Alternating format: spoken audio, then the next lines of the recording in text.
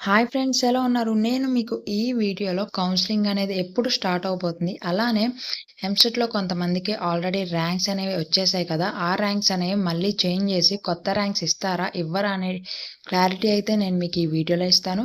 So, వీడియోని skip చేయకుండా ending వరకైతే చూడండి ఫ్రెండ్స్. ముందుగా వీడియోనైతే ఒక లైక్ చేయండి. ఛానల్‌ని సబ్స్క్రైబ్ చేసుకోకుండా వీడియోని ఎవరైనా చూస్తున్నట్లయితే సబ్స్క్రైబ్ చేసుకోవడం మాత్రం మర్చిపోకండి.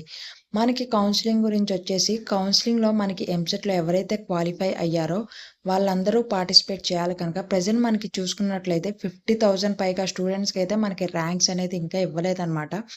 ఎందుకంటే, మనకి ఈ ఇయర్ అయితే ఇంటర్మీడియేట్ పర్సెంటేజ్ కూడా 25% అయితే తీసుకోవడం జరుగుతుంది కదా! మనకి ఏపీ ఇంటర్ ఎగ్జామ్‌లో ఎవరైతే ఫెయిల్ అయ్యారో, వాళ్ళు సప్లీ ఎగ్జామ్స్ అయితే రాయడం జరిగింది. ఇంకా మనకి సప్లీ రిజల్ట్స్ అనేవి రాకపోవడంతో వాళ్ళు ఐపీఈ మార్క్స్ అనేవి ఇంకా అప్‌లోడ్ చేయలేదనమాట. ఎవరైతే సప్లీలో పాస్ అయ్యారో వాళ్ళు డిక్లరేషన్ ఫార్మ్ ద్వారా కంపల్సరీగా ఐపీఈ మార్క్స్ అనేవి సబ్మిట్ చేయాలి.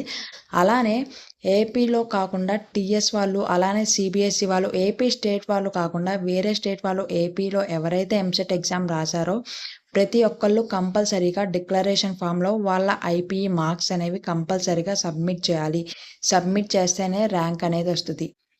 సో, మనకి ఈ ప్రాసెస్ అంతా కంప్లీట్ అవ్వటానికి ఈ మంత్ ఎండింగ్ వరకైతే అవ్వచ్చు. సో, మనకి కౌన్సెలింగ్ అనేది ఈ మంత్ ఎండింగ్‌లో అయినా ఉండొచ్చు. కొన్ని వెబ్‌సైట్‌లో చూసుకున్నట్లయితే మనకి కౌన్సెలింగ్ అనేది జులైలో స్టార్ట్ అవుతదని అయితే అప్డేట్ చేశారనమాట.